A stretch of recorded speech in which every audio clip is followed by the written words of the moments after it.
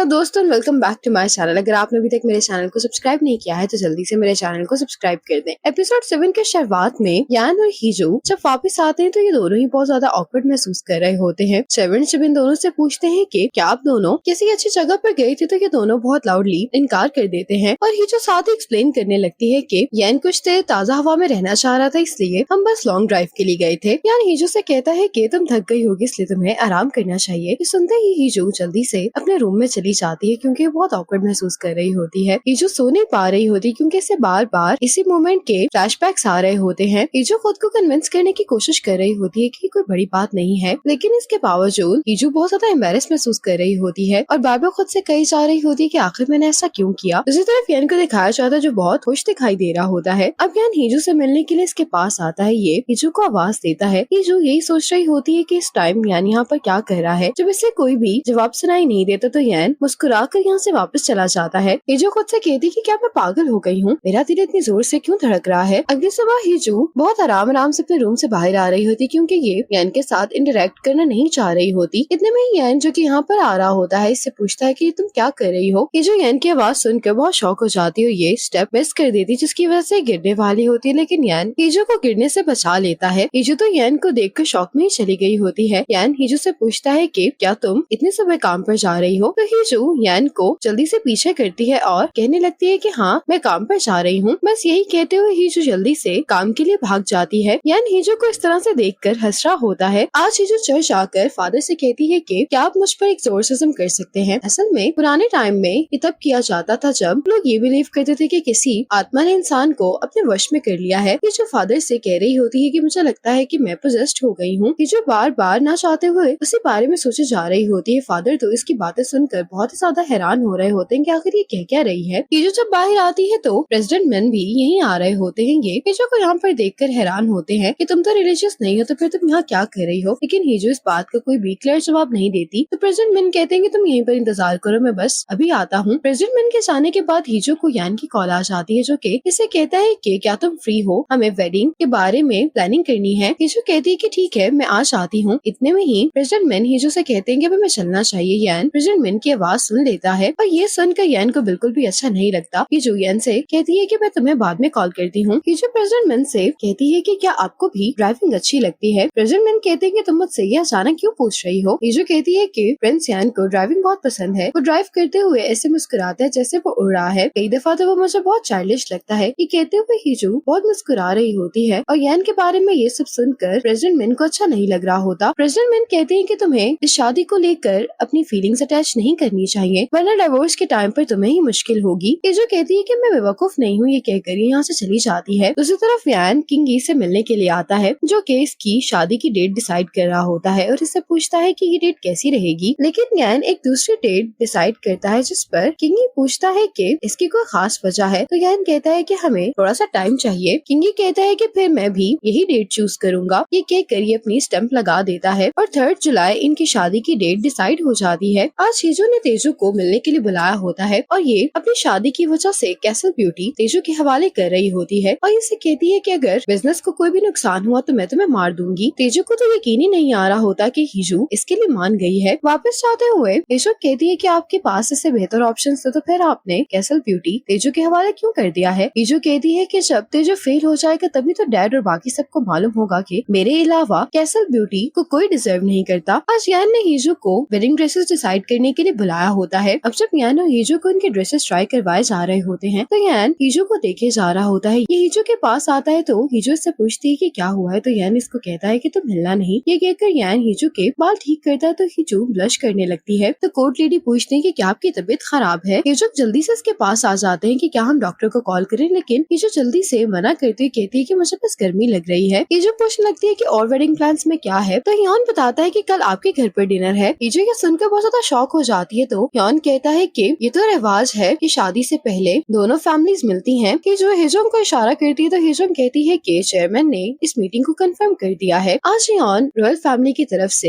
हीजू के घर पर गिफ्ट्स लेकर आया होता है और अभी इन्हें समझा रहा होता है कि वेडिंग कैसे और कहां पर होगी। यान कहता है कि वैसे तो वेडिंग ब्राइड के घर से स्टार्ट होती है लेकिन सिक्योरिटी इश्यूज की वजह से ये शादी प्रिंस यान की प्राइवेट रेजिडेंस से स्टार्ट होगी। हीजू के डैड गुस्सा करने लगते हैं कि क्या तुम जल्दी नहीं बोल सकते, मैंने इसके लिए 2 मीटिंग पोस्टपोन की है। अब हीजो को हेल्थ असेसमेंट के लिए लाया जाता है तो ये पूछती है कि क्या ये सब जरूरी है, तो कोर्ट लेडी इसे कहती है कि रॉयल खानदान के लिए वारिस बहुत अहम होते हैं, इसलिए ये बहुत जरूरी है। हीजो बहुत ही अनकंफर्टेबल महसूस कर रही होती है। यान ये बात नोटिस कर लेता है और सबसे कहता है कि मैं हीजो से अकेले में बात करना चाहता हूँ। सबके जाने के बाद यान हीजो से पूछता है कि तुम इतना अजीब बर्ताव क्यों कर रहे हो, क्या कुछ हुआ है? तो हीजो कहती है कि मैं नहीं बल्कि तुम अजीब बर्ताव कर रहे हो। यानी ये सुनकर हैरान होता है तो हीजो कहती है कि तुम मुझे जरूरत से ज्यादा ही नाइसली ट्रीट कर रहे हो। अभी जब हमारे कपड़े फिट किए जा रहे थे तब सब लोग हमें देख रहे थे, तो तुम्हें मेरे बाल ठीक करने की क्या जरूरत थी? हीजो कहती है कि इसके अलावा मैं जब भी तुम्हें देखती हूँ तो मुझे ही देख रहे होते हो। ये सब सुनकर यान कहता है कि कल की वजह से, तो हीजो कहती है कि नहीं मैं ठीक हूँ। हीजो एक्सप्लेन करने लगती है कि शायद वाइब भी ऐसी थी, अगर हम स्ट्रेंजर भी होते तो शायद हम यही करते। यान कहता है कि इसका रीजन कोई वाइब या मोमेंट नहीं था। हीजो कहती है कि तुम्हारी इस बात का क्या मतलब है? यान कहता है कि सिर्फ तुम्हारी वजह से ये सब हुआ, मैं किसी स्ट्रेंजर के साथ ऐसे नहीं करता। यान ने आज जो कहा होता है रात में हीजो उसी के बारे में सोच रही होती है। दूसरी तरफ यान अपना और हीजो का मैरिज कॉन्ट्रैक्ट पढ़ रहा होता है, जिसके अंदर ये शर्त भी होती है कि 3 साल के अंदर अंदर इन दोनों को डिवोर्स लेनी है। अब मिस्टर इनप्योंग के फ्लैशबैक को दिखाया जाता है। ये वो टाइम होता है जब किंग की डेथ हो गई होती है। ये क्वीन मदर के पास जाते हैं जो कि रोते हुए इनसे कह रही होती है कि किंग ने अपने विल में ये लिखा है कि वो ये तख्त ग्रैंड प्रिंस को देना चाहते हैं। क्वीन मदर कहती है कि वो समझ जाएंगे, ये सब कुछ मैंने क्राउन प्रिंस की खातिर किया है। जिस पर मिस्टर इनप्योंग परेशान हो जाते हैं और इससे पूछते हैं कि आखिर तुमने क्या किया है? जिस पर क्वीन मदर कहती है कि मैंने उसे जला दिया है। दूसरी तरफ यान जब इस कॉन्ट्रैक्ट को रखने के लिए अपना लॉकर खोलता है तो इसकी नजर एक कागज पे पड़ती है। जब ये इसको उठाकर देखने लगता है तो असल में ये किंग की वही विल होती है जिसमें इन्होंने तख्त यान को देने के बारे में लिखा था और इस पर बादशाह की स्टैम्प भी होती है। आज यान हीजो के साथ इसकी फैमिली से मिलने के लिए आया होता है। डिनर के दौरान हीजो के डैड यान से कहते हैं कि हीजो ने हमेशा ही खुद को सबसे बेस्ट और टॉप पर माना है, इसलिए मुझे लगता था कि शायद इसकी शादी किसी एवरेज से इंसान से हो जाएगी। बस मुझे अपनी बेटी की शादी रॉयल फैमिली में करते हुए थोड़ी चिंता हो रही है। यान कहता है कि आप चिंता नहीं करें, तो डैड इसकी बात काटते हुए कहते हैं कि तुम तो जानते ही हो कि रॉयल फैमिली में काफी इंसिडेंट्स हो चुके हैं। ये बात सुनकर हीजो चुप नहीं रह पाती और कहती है कि इतनी चिंता करने वाले डैड तब कहाँ थे जब मेरा कार एक्सीडेंट हुआ था। डैड हीजो की बात सुनकर कहने लगते हैं कि तो अभी भी बच्ची है। तो हीजो कहती है कि क्या आप मुझे कोई वेडिंग गिफ्ट नहीं देंगे? जब तेजू की शादी हुई थी तो आपने तेजू को देओंग की फैमिली के कंपनी शेयर्स दिए थे और यहाँ तक कि एक बिल्डिंग भी। आपकी इकलौती बेटी की शादी हो रही है, यकीनन आपने कुछ तो प्रिपेयर किया ही होगा। ये कहकर हीजो यहाँ से चली जाती है और यान हीजो के डैड से कहता है कि मैं हीजो को देख कर आता हूँ। यान हीजो के पास आकर बैठ जाता है और इसको हंसाने के लिए कहने लगता है कि क्या तुम्हें नहीं लगता कि तुम्हारे डैड मुझे पसंद करते हैं? तो हीजो कहती है कि वो जो तुम इतने केयरिंग डैड देख रहे थे असल में वो तो सिर्फ एक एक्टिंग थी ताकि वो तुम्हें टाइम आने पर इस्तेमाल कर सकें। यान कहता है कि इस सब की परवाह किसको है, अगर मैं तुम्हारे साथ लॉयल और जेन्युइन हूँ, तुम्हें जो भी चाहिए होगा वो मैं तुम्हें प्रोवाइड करने के लिए तैयार हूँ। ये सुनकर हीजो हिचकिचाते हुए इससे पूछती है कि क्या तुम मुझे पसंद करते हो? यान इससे कहता है कि तुम अचानक मुझसे ये क्यों पूछ रही हो? हीजो कहती है कि क्या ये तुम्हारा फर्स्ट टाइम है, क्योंकि तुम्हारी आंखें कुछ ज्यादा ही चमक रही हैं। यानी सुनकर हंसने लगता है और ये हीजो से कहता है कि हाँ मैं तुम्हें पसंद करता हूँ और ये मेरा फर्स्ट टाइम है क्योंकि मैंने अपनी सारी लाइफ ही रूल्स को फॉलो किया है और शायद इस बार भी मेरे लिए ये सब आसान नहीं था। यानी हीजो से पूछता है कि क्या तुम इस बात को लेकर परेशान हो रही हो कि मैं तुम्हें डिवोर्स नहीं दूंगा? हीजो पूछती है कि क्या तुम नहीं दोगे? तो यान कहता है कि तुम चिंता नहीं करो, मैं तुम्हें जबरदस्ती अपने साथ नहीं रखूंगा, तुम्हें बस सब कुछ एक्सेप्ट कर लेना चाहिए, फिर चाहे वो मेरा पैसा, स्टेटस और दिल ही क्यों ना हो। ये सुनकर हीजो कहने लगती है कि हमेशा से ही मेरे पास तुमसे ज्यादा पैसे थे। ये सुनकर यान हंसने लगता है। अब वापस आते हुए यान हीजो को देख रहा होता है। ये हीजो का हाथ पकड़ना चाह रहा होता है लेकिन हीजो को प्रेसिडेंट मेन की कॉल आ जाती है। हीजो को प्रेसिडेंट मेन से बात करता हुआ देखकर यान को रियलाइज हो रहा होता है कि हीजो प्रेसिडेंट मेन के वाकई में ही ज्यादा क्लोज है। अब यान जब हीजो को अपनी प्राइवेट रेजिडेंस ड्रॉप करता है तो हीजो से कहता है कि अब हम लोग वेडिंग डे पर ही मिलेंगे। ये हीजो के करीब आकर कहता है कि मैं वापस जाने की वजह से उदास हो रहा हूँ। हीजो इस बात पे कोई भी जवाब नहीं देती और यान यहाँ से चला जाता है। लेकिन यान के यहाँ से जाने के बाद हीजो भी मुस्कुरा रही होती है। अगले दिन यान प्रेसिडेंट मिन से मिलने के लिए आता है। प्रेसिडेंट मिन काफी हैरान होते हैं क्योंकि यान के साथ इनकी मीटिंग स्केड्यूल नहीं होती। यान प्रेसिडेंट मिन से कहता है कि मैं हीजो को पसंद करता हूँ, मुझे लगा कि तुम्हें ये बात मालूम होनी चाहिए। प्रेसिडेंट मिन पूछते हैं कि क्या मेरे जानने से कुछ बदल जाएगा? यान कहता है कि हाँ, क्योंकि तुम्हें इसके अकॉर्डिंगली ही बिहेव करना चाहिए। प्रेसिडेंट मिन को ये बात अच्छी नहीं लगती और ये से पूछते हैं कि क्या हीजो को मालूम है? यान कहता है कि मैं अपने बारे में बात कर रहा हूँ, हीजो के बारे में नहीं। तो प्रेसिडेंट मिन कहते हैं कि तुम हीजो के लिए सब कुछ मुश्किल नहीं करो। ये सुनकर यान हैरान होता है। तो प्रेसिडेंट मिन कहते हैं क्योंकि